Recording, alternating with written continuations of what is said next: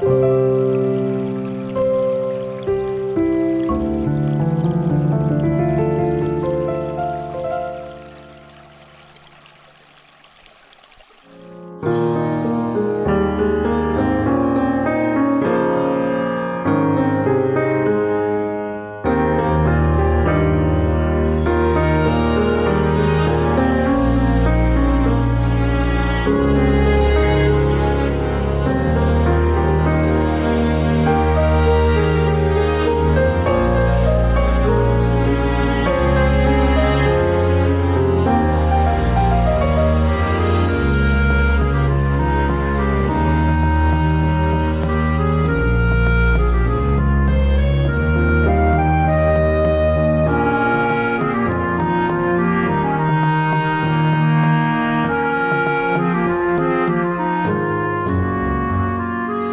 fleuve, c'est pas un canal, c'est quelque chose qui est vivant et qui a besoin de vivre. Le Rhône, pour nous, c'était partie du quotidien, quoi. C'était quelque chose de courant, on vivait avec. Ce sont les crues qui nettoient le fleuve.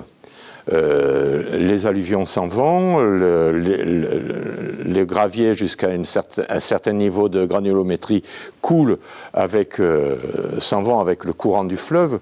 Ben, la première inondation, en fait, je n'y croyais pas. Je pense qu'on oublie le risque, effectivement, du Rhône dans la vie de tous les jours.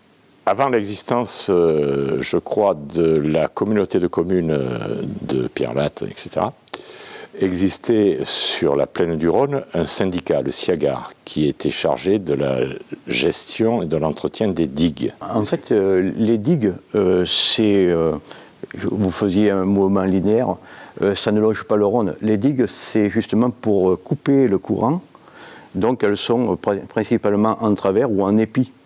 Pourquoi on les appelle digues?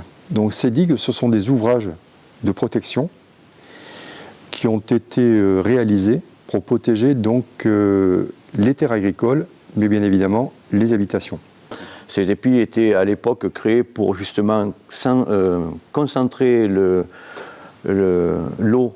sur le milieu, sur la voie navigable, de façon à justement creuser ce Rhône. Protéger les villes aval, c'est une question de temps. Ce n'est pas une question de protection totale. Ça va retarder l'inondation si elle doit avoir lieu. En 93 et 94, les gens n'ont pas eu le temps, parce que ça a été vraiment un coup... on pourrait comparer ça pratiquement à une chasse d'eau, quoi.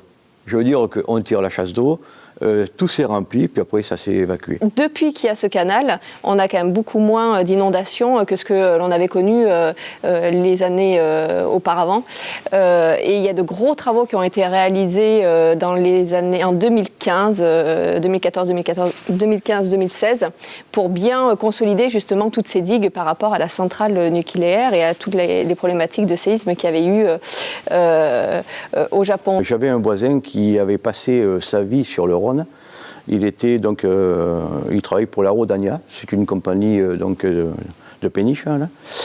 Et le Rhône montait et on le voyait pratiquement à feur de chez moi. Et on a monté des briques devant ma porte d'entrée. Donc j'ai monté une rangée de briques, et donc 20 cm. Et ce monsieur à l'époque, qui était à la retraite, mais avait le vécu du Rhône et savait vraiment de quoi il parlait, m'a dit: si j'étais toi, j'en monterais peut-être une ou deux de plus. Et moi j'ai dit: mais non, c'est pas possible. Maintenant il va s'étendre dans la plaine, c'est pas possible. Et donc la suite m'a montré qu'il avait raison, parce que chez moi, dans ma cour, il y avait 1 mètre d'eau, quoi. L'anxiété, le stress que vous pouvez avoir lors d'une inondation, c'est l'eau qui monte. Jusqu'où elle va monter, quoi. En 2003, nous, on avait mis le rez-de-chaussée en sécurité. Les meubles sur des parpaings, on avait évacué les voitures sur la Nationale 7, on était allé, puisqu'on s'est dit quand même, il ne va pas aller là-bas. Et vous voyez monter l'eau, et puis à un moment donné, ça s'arrête. Et là vous vous dites que, bon, on a limité les dégâts, mais c'est terriblement anxiogène. C'est dans ce sens que c'est important de bien gérer les digues, de s'assurer qu'elle fonctionne. Et j'en profiterai aussi pour parler des zones humides qui sont elles aussi très importantes pour la rétention de l'eau. Et on n'y fait pas attention. Et en fait, ces zones humides, ces éponges, sont vraiment, au même titre que les lones, peuvent servir en termes de prévention. C'est-à-dire qu'en prévention, l'homme doit préserver ces zones humides pour qu'après, dans des phases d'aléas climatiques majeurs, ces éponges soient là, prêtes à recevoir une partie de l'eau. Une lone, c'est un bras du fleuve qui part, qui part du fleuve, qui est par rapport au fleuve et n'est pas perpendiculaire, bien sûr, en arête de poisson, on dit. Lorsque le fleuve monte, parce qu'il y a un trop plein d'eau, la lone se remplit, elle sert de tampon. À l'époque, dans les lones et tout, les lones, ça ne court pas. C'est calme, c'est tranquille. C'est une zone d'expansion de crues. Une zone humide doit être vraiment cartographiée. Elles sont cartographiées. Elles doivent être protégées. Elles doivent faire partie intégrante d'un plan de protection et de prévention contre les inondations. C'est une partie intégrante, au même titre, c'est le parallèle de la digue, c'est un complément. L'association, nous l'avons déjà créée. On avait créé l'association Pirlate-Donzère à Bourg-Saint-Andéol après 93-94. Ouais. Parce qu'il y a eu 2 crues qui sont suivies, octobre 93 et février 94. Alors là, il faut commencer à bouger un peu. Parce que ce qui s'est passé, c'est que lorsque le canal a été construit, ça a été dit, ça a été écrit, on peut le trouver dans les archives du Dauphiné libéré, ça a été écrit qu'il n'y aurait plus de crue. Grosse erreur.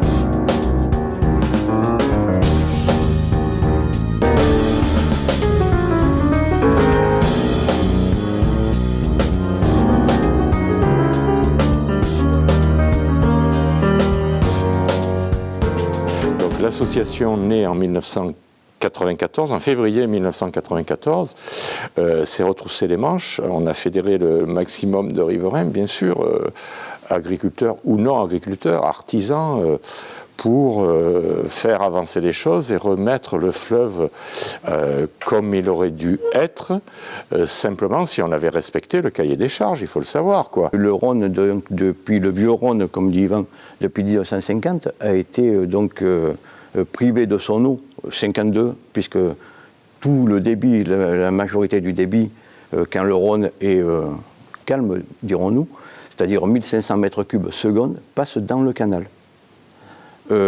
Passe dans le vieux Rhône, au niveau de Bourg-Saint-Andéol, l'équivalent de 50 mètres cubes seconde. Il s'ensuit donc un engravement de ce lit, puisqu'il n'est plus lavé il n'est plus lavé par les mètres cubes, les 1500 mètres cubes qui devraient passer régulièrement.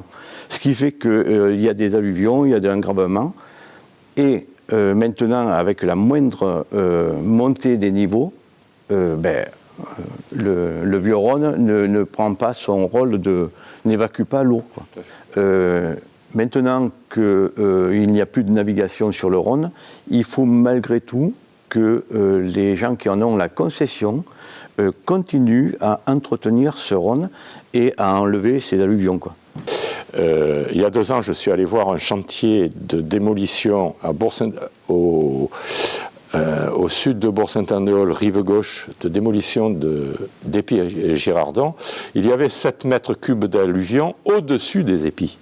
Et donc, à ce titre, on essaye de se faire entendre pour l'entretien du Rhône, l'entretien des digues, tout ce qui est en relation avec le Rhône.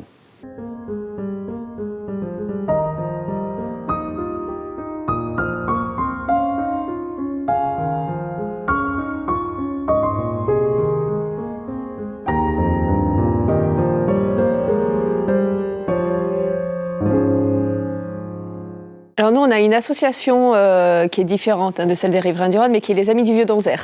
Et très souvent, ils font justement des petites visites sur site pour expliquer toute notre histoire liée au Rhône. Ça monte assez loin, et puis la période du barrage, etc. Et puis les problématiques liées aux crues. Donc ils ont ce rôle-là aussi qui est assez intéressant en termes d'appropriation pour les générations. Ils le font beaucoup avec les écoles, etc. Alors le Rhône impacte beaucoup notre ville. Le gros problème, c'est que il y a eu les 2 dernières crues ont eu lieu en 2002 et 2003. Il est rentré carrément dans la Palue. Donc on est en zone PPRI rouge sur, disons, 40% du territoire. À cause de ça, bien sûr, les zones d'activité sont bloquées sur notre territoire, et nous sommes embêtés pour les constructions. Pour revenir à la dangerosité, les gens qui viennent y habiter, qui vont, il y a une maison qui se vend dans le périmètre, une vieille maison, qui veulent retaper. Il y a quand même les normes qui font que on ne peut pas faire n'importe quoi. On ne peut pas dire je vais agrandir, faire un petit mur comme ça. Non, je pense que grâce à... des fois, on dit, c'est vrai que c'est un peu exagéré, il y a le PPRI, il est strict, mais quand on pense après à la dangerosité alors on te dit, oui, mais ça va venir une fois tous les... Oui, mais une fois tous les, on ne sait pas quoi. Nous sommes obligés de monter à 1 mètre pour tout ce qui est fondation et tout ce qui est vide sanitaire. On est pas mal impacté sur la Palue. La Motte, c'est pareil, ils sont sur la même problématique que nous. Et le Rhône, c'est très beau, comme vous disiez tout à l'heure, quand on passe, mais quand il arrive sur la Palue, c'est vrai que c'est pas évident non plus. C'est vrai qu'il y a beaucoup d'arrêtés préfectoraux qui font que ça protège, mais alors après c'est vrai qu'il y a des fois la loi, on dit c'est un peu ridicule, mais le jour où ça arrive, on dit plus qu'elle est ridicule, la loi, on dit finalement elle a sauvé des gens, quoi. On a notre plan communal de sauvegarde qui est mis en place. Hein. Mais c'est un exercice qui a été fait. On a un PCS, bien entendu, qui a été remis à jour au mois de juillet, quand on est passé avec des nouveaux noms et des nouveaux références sur ce plan communal de sauvegarde. On a fait un exercice, bien sûr, avec la préfecture, et c'est très bien de faire un exercice parce qu'on voit les défauts. C'est certainement pas, on le fait certainement pas assez souvent. On sait qu'on a ce risque-là, et en même temps, je pense qu'on l'anticipe peut-être pas assez. En tout cas, c'est une autocritique. Hein. On a perdu la notion de danger, alors qu'elle y est toujours, il ne faut pas rêver. Hein. Et alors aujourd'hui, les installations qu'ils ont aujourd'hui, il y aurait de très gros dégâts, qu'avant, qui n'y étaient pas avant, parce qu'on n'avait pas les équipements qu'ils ont aujourd'hui. Malgré nos aménagements et tous les efforts qui sont mis en place, il restera toujours un risque d'inondation, quoi qu'on fasse, puisque la rivière, quoi qu'on fasse, elle va s'écouler. Il faut qu'elle trouve un lit, qu'il soit naturel ou pas. Donc, dans tous les cas, on peut s'attendre à ce qu'il y ait des débordements et des inondations. Faut pas croire. Et ici, quand c'est rentré, moi quand même 2 fois c'est rentré, à hauteur de la poignée, là quand même. Hein. On a tout foutu en l'air chaque fois, hein, parce que c'est pas récupérable. Réfléchir à l'intérieur, à son habitat, avoir une possibilité de s'échapper s'il faut s'échapper. Pour s'échapper, quand il y a de l'eau, qu'est-ce qu'il faut ? Un bateau ? Une barque ? Tout simplement. Des choses qui paraissent tellement évidentes. Le nouvel arrivant au bord du fleuve, il n'y pense pas à tout ça. Avoir un endroit où on puisse mettre et les personnes et les animaux à l'abri. Bon, moi j'avais la chance d'avoir une maison qui avait un étage, donc je n'ai pas quitté ma maison pendant la durée d'inondation. Mes plus proches voisins qui n'avaient que des maisons plein pied ont dû partir. La prévention est à prendre au sérieux, surtout après des périodes de sécheresse où on pourrait dire là j'ai jamais vu d'eau. Grâce à notre travail, on a obtenu un siège permanent au comité d'orientation scientifique et technique du Chappy à Paris, où ce sont des journées de travail très intéressantes. De ces travaux est né le portail Vigicru, par exemple. Vigicru, ça nous permet justement de voir un petit peu comment va se comporter le Rhône. Quand on regarde des stations, comme la station par exemple de Viviers, on a la station de Bourg-Saint-Andol, Viviers, mais plus en amont on a Valence. Et selon comment on lit, on interprète les courbes sur Valence, si elles commencent à être en décrue, c'est bon pour nous. Si malheureusement ça continue à monter, là ben, vraiment c'est encore, pour nous ça va s'annoncer de mal en pis, quoi. La poissonnière, Madame Lazero, il pêchait, c'est pas nager. On ne s'occupait pas de nager, c'était naturel, on était dans l'eau, personne ne pensait qu'on pouvait nager. Vous voyez, c'est bête à dire, mais c'est comme ça. On allait à l'eau, on se débrouillait ou autre, mais jamais personne n'a pensé à nous apprendre à nager. Ça, c'était... C'était autre chose. C'était autre chose. Parce qu'on vivait avec. Voilà.